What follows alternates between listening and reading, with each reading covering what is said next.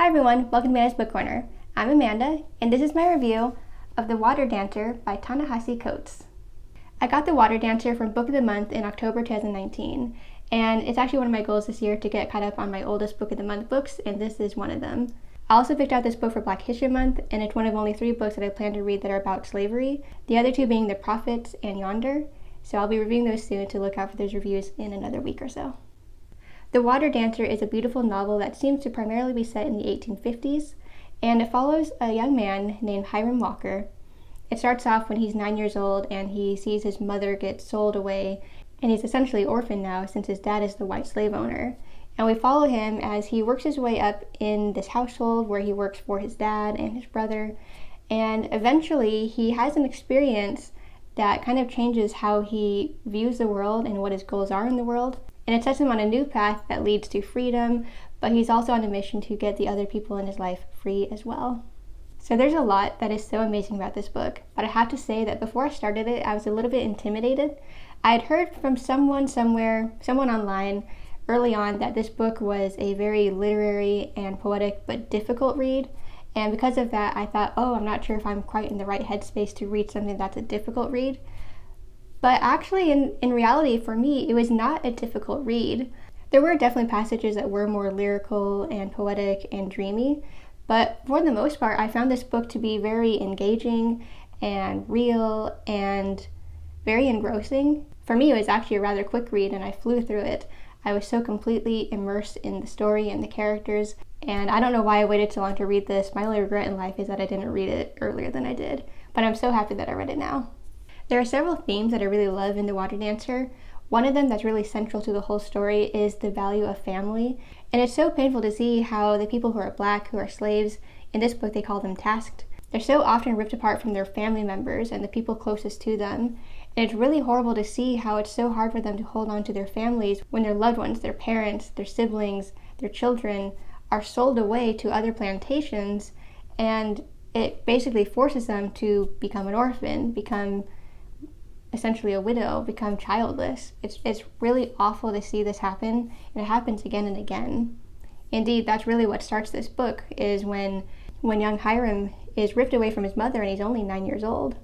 But in addition to seeing how common it is for these people who are tasked, as they call it, for their families to be broken up, we also see the power of them seeking out family and forming found families or new connections to people that really keep them going. So for example, when Hiram loses his mother and essentially is an orphan, he seeks out this other woman named Thina, who has lost her husband and her children. And they're both really alone in the world, but they seek each other out and kind of form their own new family. She becomes a sort of mother to him, and he's like a son to her. And we see this again and again throughout their community, how people form connections and create their own little family units, and they really hold on to that and do their best to have this source of companionship and joy despite how hard their lives are. It's often devastating to see, but it's also really joyous to see how they have these new families that they create. In some ways, you could also see The Water Dancer as a sort of love story, especially between Hiram and this other girl named Sophia. It's not an easy path for them, and it's not exactly a romance. I wouldn't ever classify it that way. But despite being torn apart and eventually finding each other again, we see how they form this tentative love for each other and care for each other, despite all the odds, despite her situation with her master, who is Nathaniel. Incidentally, that's Hiram's uncle. And we see how they try to overcome the odds to fight for their love that they have for each other, although it's a love that is a little bit different than you see in other books. It's definitely one that centers her own agency, and I really like that. Hiram is a very strong and very interesting character. Early on, you find out that he's very intelligent. He has an excellent memory. It seems to be bordering on photographic memory. He remembers everything that's ever said to him, word for word, and it's really incredible. But despite that, he has no memories of his mother that was taken away from him, and it seems like he's blocked out some chunk of his life, probably in a way to protect himself from the memories that are too painful. This kind of lends an air of mystery to the novel, and it's not until much, much later on that you start to get some answers about certain things that happened in his past that he cannot remember. But although he has an excellent memory, he says a few times that doesn't mean he's wise, and it doesn't mean he's imaginative or creative. He can remember things, but he doesn't always know what that means going forward. So we see him make certain mistakes, certain things that he misses that lead to certain outcomes that he probably did not want. And we see him really growing as a person throughout this 1 year where the core of the novel is really set. One other thing I really loved about this novel is the use of magic. This is not a straight historical fiction. There's a real element of magic in Hiram and an ability that he develops. And later on we start to learn about its connections to his ancestors, specifically the ones that are directly from Africa. But it's really interesting to see this idea of what the Underground Railroad could have been and how certain people, for example Harriet Tubman, could have been operating to get these people free. I don't want to say too much about it, but it's really interesting, this kind of magic and this certain power that Hiram has, but he doesn't really know how to access just yet. And it takes him most of the novel to really figure out how it works and how to use it for himself and for the people around him. In this novel, it is shown that Harriet Tubman also has the same power that he has, and that's really the only clue I had to figure out when this book was set. One thing I did notice is that it was never mentioned what year it was. The only clue that we get is that he's contemporaneous with Harriet Tubman, and she was only freeing slaves during the 1850s, if I'm not mistaken. So that really helps situate the novel in a specific time. It's not exactly clear when it is, although in this novel, it is around the time when she frees her siblings, and so if you know exactly when that was, that will really help you place the novel. The Water Dancer is really beautiful and moving and thought-provoking, and it has an air of mystery, and it has magic, and it has different things that really bring it to life and make it so exciting to read.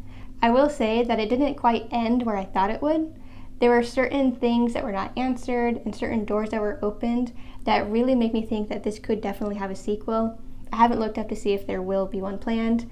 I hope there is. If there is, I will definitely read it. But even if there's not a sequel, it does end in a way that's very satisfying. I feel like I've become so attached to these characters, and it ends in such an open way that I could definitely see this book and these characters continue on for a second book and maybe even more. So I really loved this book. It has a lot of complexities to it. I didn't mention already, but there's also the complexity of Hiram's relationship with his father, who, as I mentioned, is a white slave owner, and that complication that they have between Hiram and his esteem of his father and his brother, who is also white, and his own ambitions to rising up within this household. But we also see that become more muddied as he starts down further on this path with the underground and with really growing as a person and seeing the real issues with his father. This book is not meant to be forgiving of slave owners and the atrocities that white people committed back then. And although Hiram has a complicated relationship with his father, you can still see how horrible it was, the way that slaves were treated, of course. On the other hand, there are also white allies here as well, and it's always really interesting to see how these different white people are really involved in the Underground Railroad as well, and the part that they are playing in really trying to free people and abolish slavery in the end. The Water Dancer is so exciting, and I loved reading the entire thing. I flew through it, and this is a book that I definitely recommend to everyone, and I definitely want to read more from Ta-Nehisi Coates in the future. So I gave The Water Dancer 5 stars. Thanks for watching this book review video. If you liked it, please like, comment, and subscribe. And to make sure you don't miss any more of my videos, please ring the bell to get all my notifications. I put out 2 to 3 book review videos like this one every week, as well as 1 to 2 other videos like listicles and vlogs. So thanks for watching this video, and I hope to see you in the next one. Bye!